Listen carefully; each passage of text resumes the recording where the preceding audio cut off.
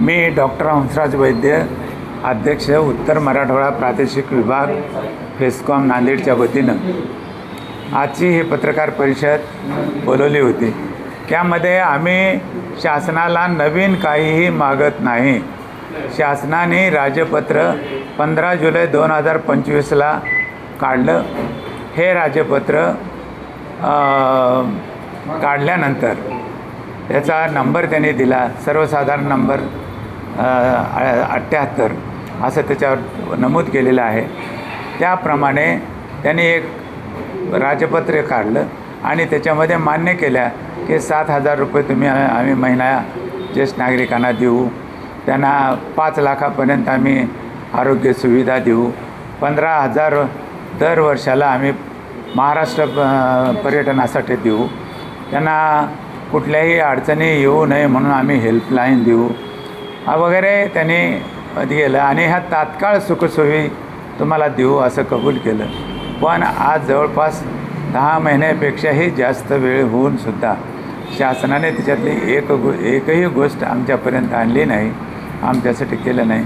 म्हणून आम्हाला शासनाचं लक्ष वेधण्यासाठी, शासनाला या राजपत्राकडे लक्ष वेधण्यासाठी आणि येणाऱ्या मंत्रिमंडळामध्ये त्याच्यावरती चर्चा करावी आणि इतर राज्याप्रमाणे आम्हालाही म्हणजे आंध्र प्रदेश, कर्नाटक, तेलंगणा, तामिळनाडू, केरळ, गोवा, दिल्ली, झारखंड, उत्तर प्रदेश, उत्तरांचल ह्या राज्यामध्ये, पंजाब, हरियाणामध्ये जसं ज्येष्ठ नागरिकांना मानधन देतात, त्यांनी कधीही मागण्या केल्या नाहीत। इथल्या ज्येष्ठ नागरिकांनी कधीही ते रस्त्यावर उतरले नाहीत। पण आपले महाराष्ट्र तर हे पुरोगामी राज्य समजलं जातं, फुले शाहू आंबेडकरांचं राज्य समजलं जातं, याच्यावर सुसंस्कार झालेले आहेत असं मानतो आपण। तरी पण आम्ही अनेकदा रस्त्यावर उतरूनसुद्धा शासन आमच्याकडे लक्ष देत नाही, हे अत्यंत खेदाने आम्हाला इथं नमूद करावं असं वाटतं। आणि शासनाला नम्र विनंती आहे की आम्हाला आगाऊचं काही नको, तुम्ही जे मान्य केलेलं आहे ते तंतोतंत पाळा। तुम्ही मान्य केलेलं आहे 60 वर्षच ग्राह्य धरा, शासनाचे सगळ्या योजना 60 वर्षाच्या वरच्या ज्येष्ठ नागरिकांना मिळाव्यात याचं पालन करा। दुसरी गोष्ट अशी की इतर राज्याप्रमाणे त्यांना मानधन द्या। म्हणजे कारण काय तर आता ते तारुण्यावस्थेपासून ते आज तागायत त्यांनी देशासाठी खूप त्याग, सहयोग आणि समर्पण केलेलं आहे। म्हणून त्यांना राष्ट्रीय संपत्ती घोषित करून त्यांना लाडके मायबाप योजना आणा आणि त्यांना त्या अंतर्गत महिन्याला फक्त तुम्ही 7,000 कबूल केले, पण आमचं म्हणणं आहे की तुम्ही 5,000च का होईना द्या त्यांना। म्हणजे त्यांच्या घरी आता अशी परिस्थिती आहे की हे म्हातारे सगळ्या कुटुंबियांना जड झालेले आहेत।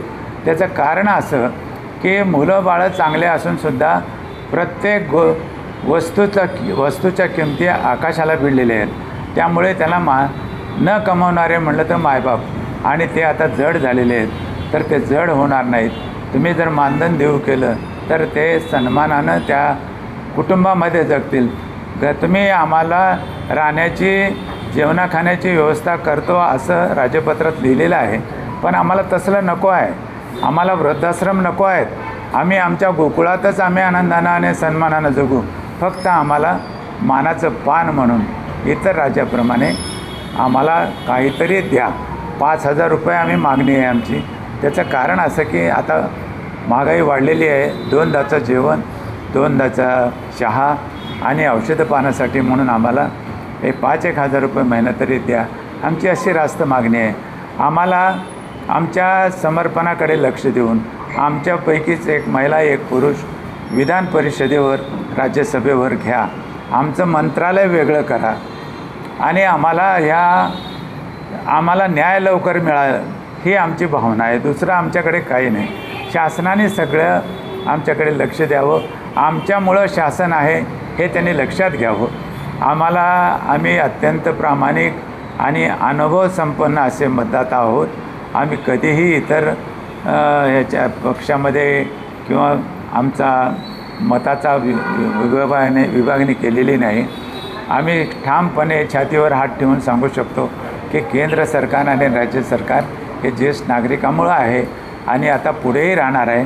म्हणून आम्हाला एवढंच आम्ही लक्ष वेधू इच्छितो शासनाचं की तुम्ही जे कबूल केलेलं आहे ते फक्त प्रामाणिकपणे अंमलात आणा आणि आम्हाला थोडं तरी का होईना मानधन द्या. आमचा अट्टहास नाही, पण आम्हाला सन्मानानं जगण्यासाठी आम्ही कमवते न राहिल्यामुळं, आम्ही करते न राहिल्यामुळं आम्हाला काहीतरी तुम्ही द्या, एवढीच आमची मागणी ह्याच आहे. आणि म्हणून शासनास नम्र विनंती आहे की येत्या मंत्रिमंडळाच्या बैठकीत त्यांनी निर्णय घ्यावा आणि आम्हाला न्याय द्यावा. एवढंच या प्रसंगी सांगतो, थांबतो.